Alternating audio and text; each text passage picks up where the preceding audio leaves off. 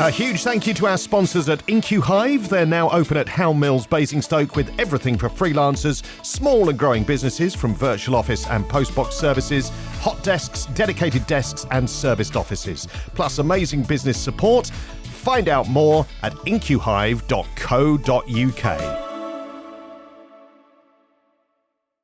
The Inspire Business Awards are back for 2026 and nominations are now open. But you've got to be quick because they close on the 31st of July. Find out about the categories and how to enter at destinationbasingstoke.co.uk. Remember, you've only got until July the 31st.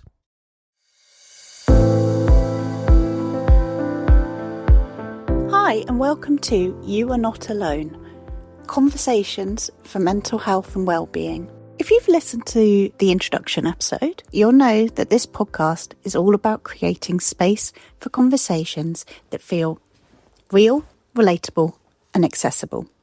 And this episode, we're talking about something that I think so many of us can relate to. That feeling when everything just feels like too much. Not necessarily a crisis, not necessarily one big thing.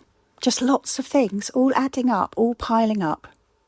Work, family, life admin, adulting, messages that you haven't replied to, all those notifications on your phone, the WhatsApp groups, the text, the email, all those things you need to remember, those responsibilities you're carrying for other people, that endless list ticking over in your head.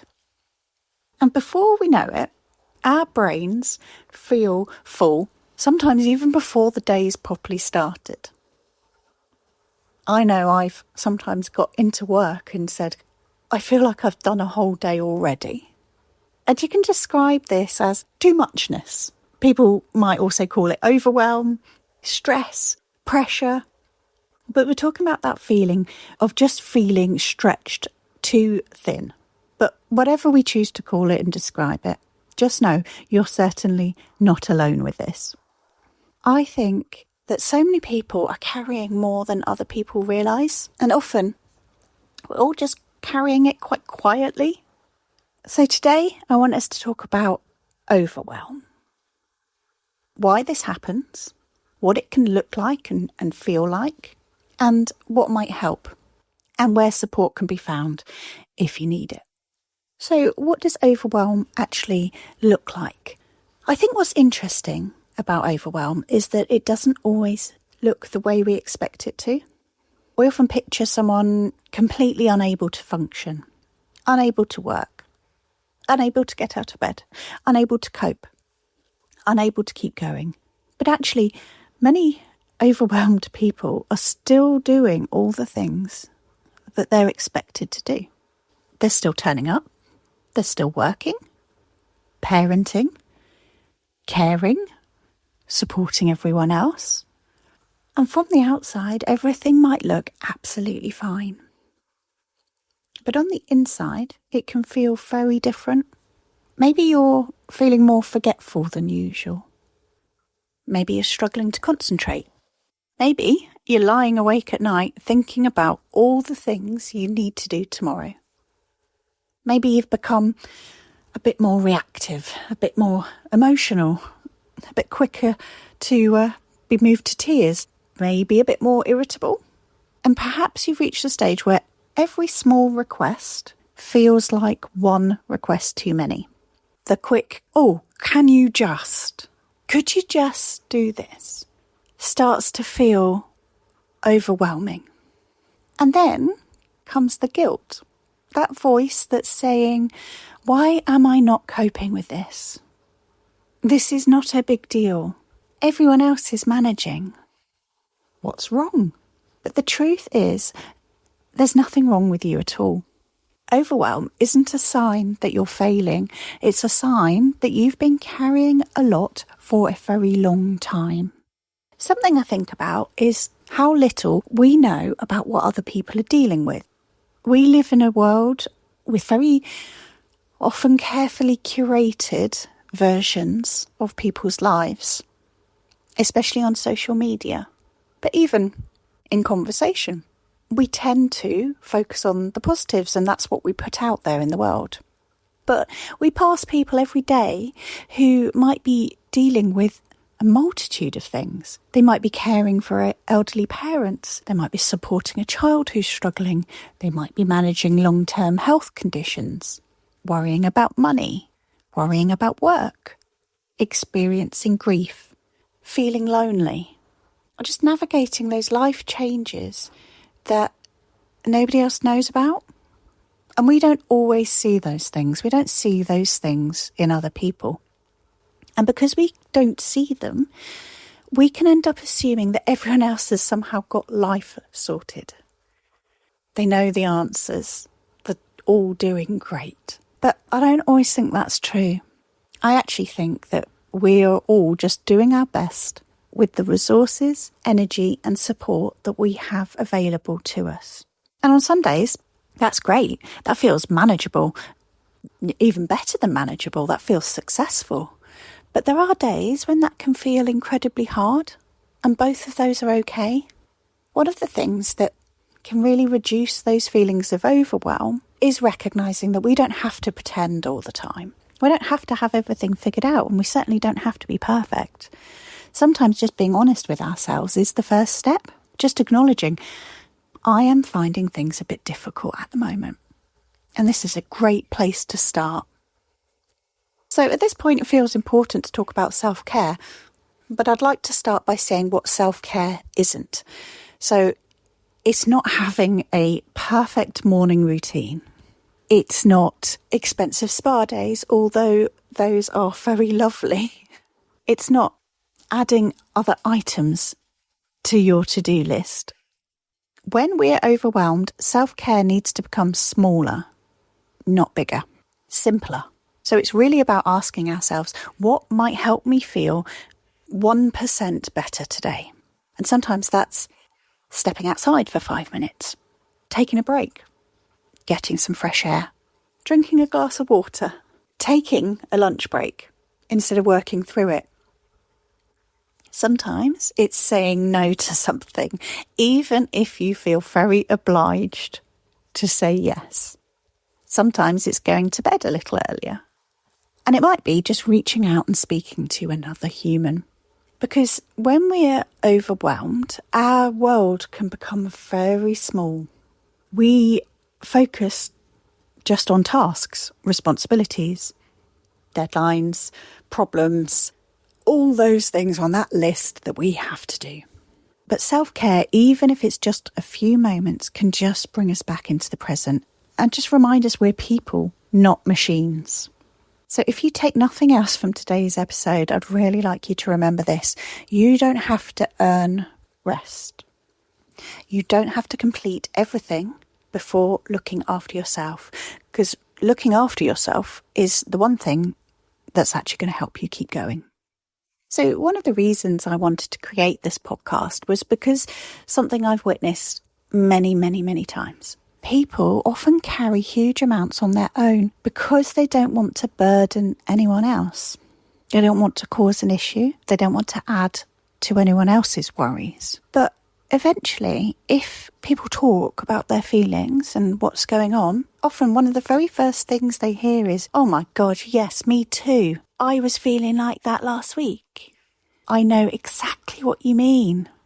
And there's something really powerful about that and very beautiful about that, because it doesn't fix the problem, but it does reduce the isolation. And it reminds us that actually a lot of us are feeling the same. Difficult times happen, and struggling doesn't make us weak, and support doesn't always have to start at crisis point. Support can start with a conversation, a text message, a coffee, someone checking in, just hearing that you're not the only person feeling this way. So one of the things that I wanted to do each episode is really signpost to some local initiatives, because there are some fantastic people, organisations and communities doing brilliant things out there, but I think we don't always know about them. So the first one I want to talk about today is the Chatty Cafe at Proteus Creation Space. And I spoke to the wonderful Eileen, who runs this, and she said the idea grew from the Chatty Bench in Festival Place. So the Chatty Bench works wonderfully for some people, but not everyone feels comfortable sitting in public.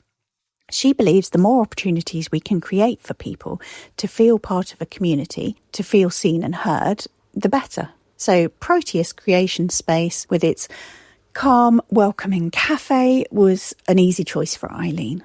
And they've agreed to host a chatty table. So if you're feeling a bit lonely, a little bit disconnected, would like to bring along a book or a craft project, or simply fancy just having a cup of tea and a conversation, Eileen says you're warmly welcome. So the chatty table at the Chatty Cafe takes place on Mondays from 10 a.m. until midday at Proteus Creation Space, Council Road in Basingstoke. You can stay 5 minutes, you can stay longer, and just having a chat can brighten your day. So I have got some contact details, so you can email for more information, info@proteustheatre.com, and the phone number is 01256 354 541. And the second local initiative to talk about today is Talk Club Basingstoke. So Talk Club is a UK men's mental health charity helping men improve what they call their mental fitness. And I really like that phrase because it reminds us that looking after our mental well-being is something we can actively work on, just like our physical health. So Talk Club creates a safe space where men can talk openly, listen to each other, and better understand how they're feeling. Basingstoke Talk Club meets fortnightly in the committee room at Basingstoke Town Football Club. If you'd like to know more about meeting dates or how the sessions work, you can contact them directly at talkclubbasingstoke@gmail.com. And both of these initiatives are wonderful reminders that support doesn't always begin with an appointment. Sometimes it just begins with a conversation and a connection with other people. So, as I mentioned in the introduction episode, each week I'm going to leave you with just one thing to try.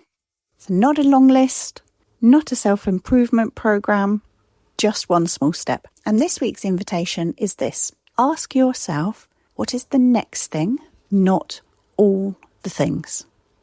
So when overwhelm kicks in, our brains try and hold everything at once. Every task, every worry, every responsibility, every future problem.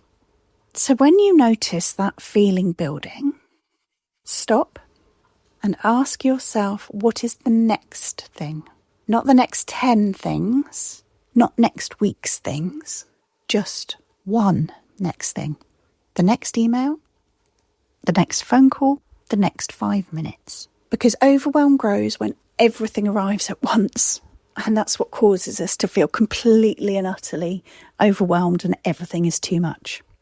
But we can get some relief from this when we return to just one step. So thank you so much for joining me for this episode of You Are Not Alone, Conversations for Mental Health and Wellbeing. Today we've talked about too-muchness, overwhelm, and the reality that many of us are carrying much more than people might realise. We've talked about self-care, connection, and taking things one step at a time. And I've highlighted 2 local opportunities to connect with others. The Chatty Table at Proteus Creation Space and Talk Club Basingstoke. If today's conversation has resonated with you, please remember that support is available. You might choose to speak with a friend, a family member, a colleague, or your GP. If you are struggling and need someone to talk to, the Samaritans are available 24 hours a day on 116 123. And if you or someone else is at immediate risk of harm, please contact emergency services or urgent mental health support straight away. Next episode, we'll be exploring high-functioning anxiety, what it looks like, why so many people become experts at hiding it, and what might help. Until then, please be gentle with yourself. Take a breath, one step at a time, and remember, you are not alone.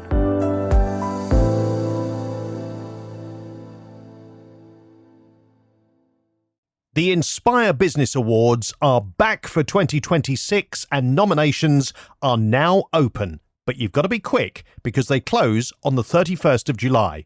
Find out about the categories and how to enter at destinationbasingstoke.co.uk. Remember, you've only got until July the 31st.